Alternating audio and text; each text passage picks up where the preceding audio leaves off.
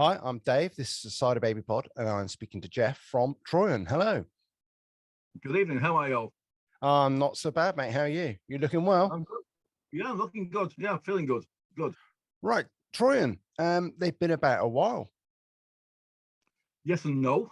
We were formed in very early 1981. We had the best part of 2 years on the road and then split up, and then had 35 years where we weren't doing anything at all. And then we got back together at the back end of 2014, and we're still doing it. So yes, we've been around a long while, but there's been a big gap in between. Yeah. So what made you come back together?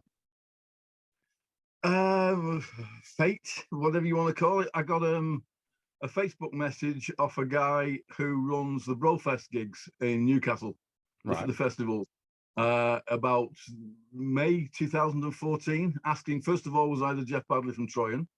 Yeah. And if I was, what would be the chances of putting the band back together again? I thought, okay, weird, but okay. Apparently, there have been quite a lot of requests from the people who attended Brofest for us to appear at the next one, which was very flattering. So over the next month or so, I tried to get in touch with the guys to put the band back together again. Steve Maguire was playing with me in the covers band, so obviously that wasn't an issue. Yeah. The bass player Dave Strathern still lived locally, and I was a Facebook friend of him. That wasn't a big issue. But Nick, the other guitarist, had gone completely off grid. So it took a long while to track him down. Once we did, we arranged to meet in a pub in Warrington, which was the first time for 32 years, whatever it was, with a view to, first of all, did we still like each other? And secondly, was it feasible to get together to do the festival? And it didn't take long, a couple of beers, and we were good to go. It was great. Okay. So how did it all come about back in the day, back in the 80s? I mean, where did it all start? Right. I went to Steve Maguire and I were at school together, but he was a couple of years older than me. So we kind of knocked about in school bands a little bit in the like mid-70s, like, you know, like that kind of thing. Then he left school and went to university because I was a bit younger than him. I was still there. Left school, went to college, started working in the pub, bizarrely. It's quite normal, really, isn't it? And one of the guys who came in the pub was a bass player who turned out to be Dave Strathern. And we started chatting and talking to each other, me on one side of the bar and him on the other.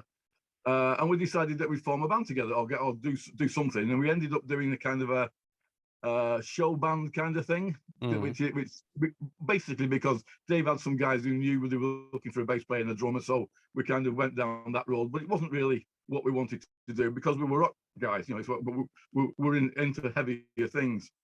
I then got word that Steve was back from university, had formed a band and was playing a couple of miles away one Saturday night. So Dave and I decided to go and watch him. So we got there, watched the band, and they were pretty good. They were quite good. Driving home, we said, do you know what? We're better than that drummer and that bass player. We could make that band better. So I got in touch with Steve. In fact, I went and knocked on Steve's door and said, "Hi mate, how are you? You've got a new drummer and a bass player," and that's basically how Troyen. That's basically how Troyen began, because Nick was playing in the band with Steve as well. So yeah. Okay. So coming back to more recent times, you've been sending me some music through emails and Facebook and various things, which I've been playing a little bit on the radio here and there. Yeah. So you've had an album out recently. So tell me about the album. The album Falling Off the Edge of Forever, out on Classic Metal Records, came out in October this year. It should have come out in February, but obviously with global pandemic and issues related to studios being closed and all that kind of stuff, it was late.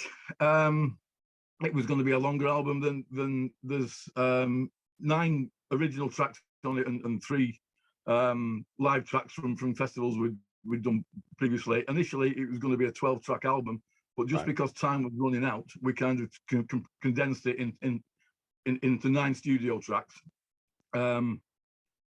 It was hard work because we were working remotely. It was a different challenge to stuff we've recorded in the past. But overall, it's been well received. It's selling well, so it's pretty good. To quote one interview, sorry, one review I read the other day, it's the best material that Troyen's ever produced, which is flattering. I'd agree with that. You know, I've had a quick listen to the previous stuff, and yeah, I really do rate the new album. What I also really do like about it is the fact that you've managed to capture the whole essence of the early 80s.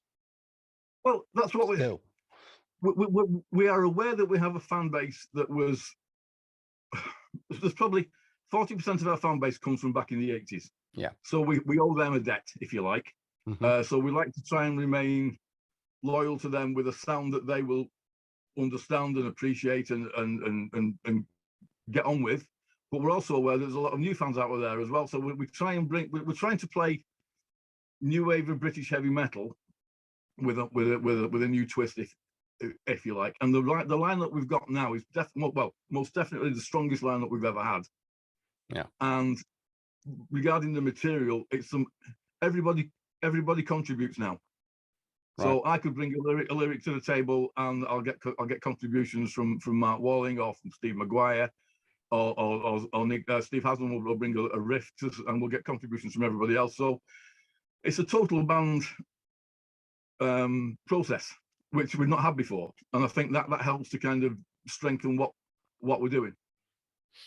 So going forward, then you're gonna improve and get better and better and better over time. I mean, can you see this going on for another second, third, fourth, fifth album? Yes, definitely, because we've got plenty of material. I mean, we haven't been together as a band since the beginning of December, and we're not likely to get back together as a band probably until the middle of March or that kind of thing. But I know we're in touch with the guys. The guys are writing stuff and putting stuff together even now. So yes, there will definitely be another album. Whether there will be one after that all depends on the public, whether they want to hear anymore. Because we've always said we will do it for as long as people want to come and watch us and buy our material. So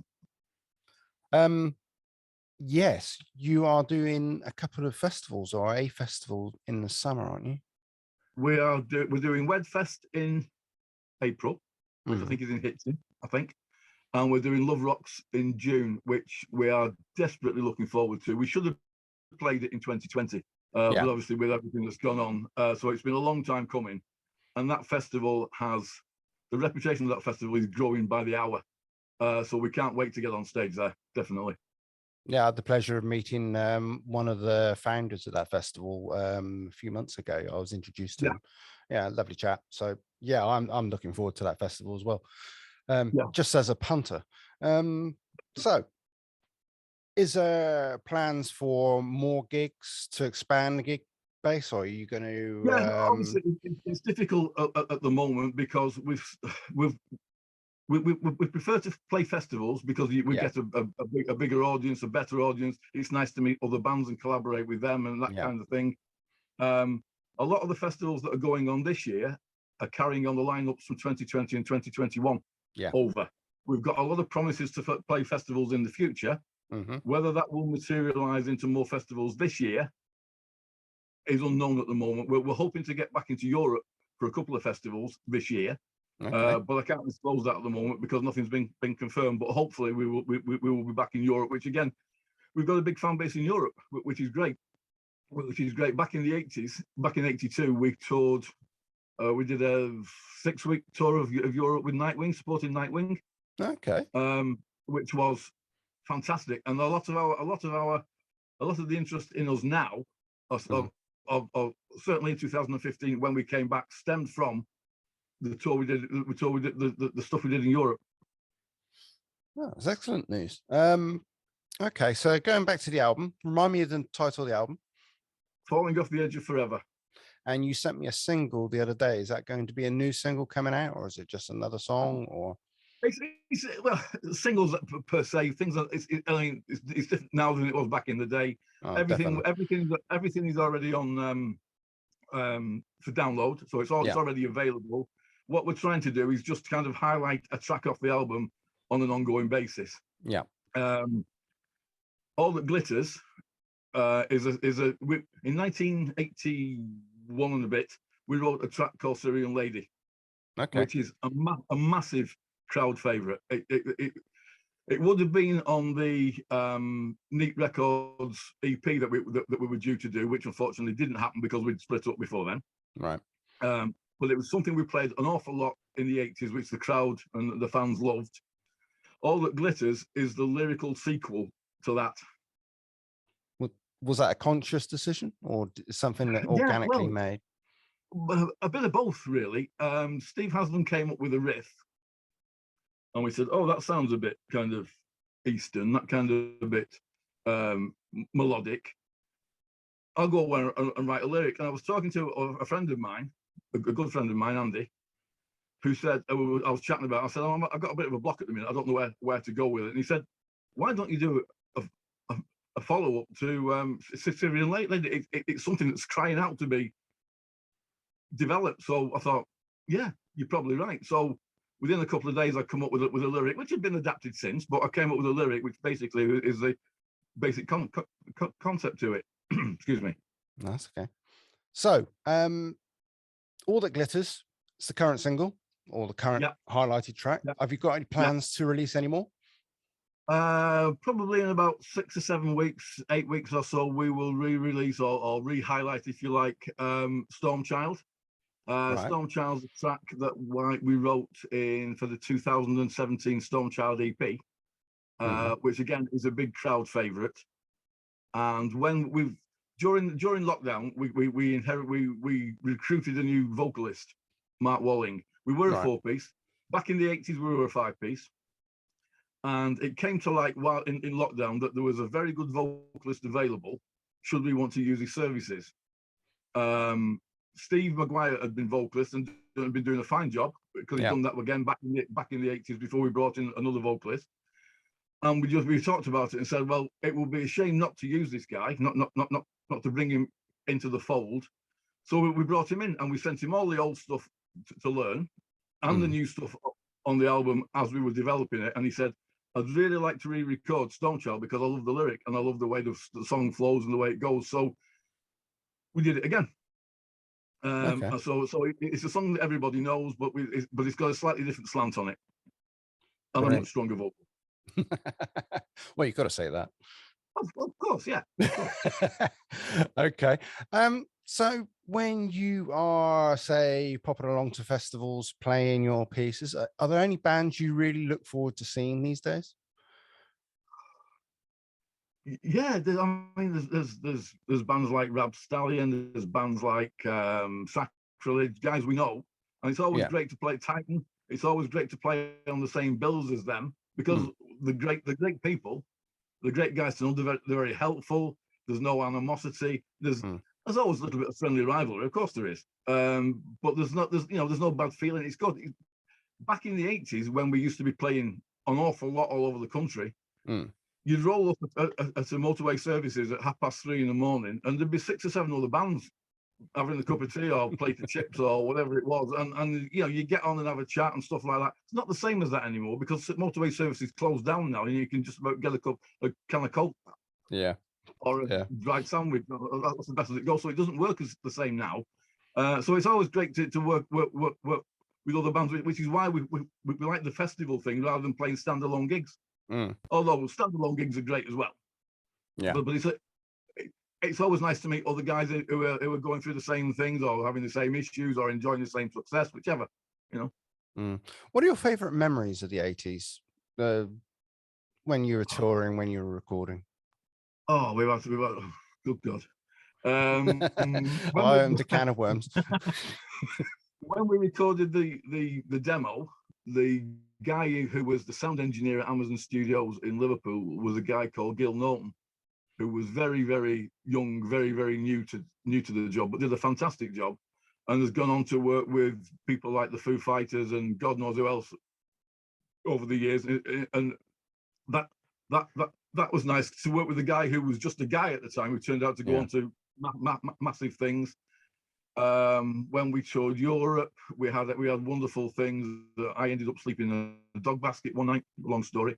Okay. We left one of the road, almost left one of the road crew behind at services because we've been driving all night. Everybody got off to use the loo and go and buy a Mars bar or whatever it was. This is somewhere in between Munich and Frankfurt.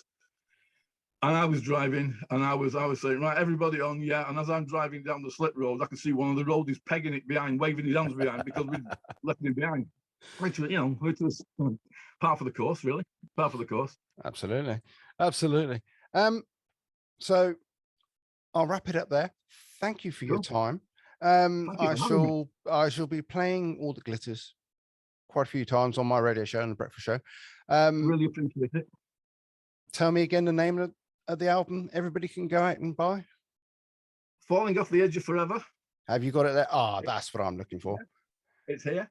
Available from our online website, or you can get it. It's available all over the place. It's quite widely available. Brilliant. Thank you, Jeff, for your time. Thank you for having me. Really appreciate it.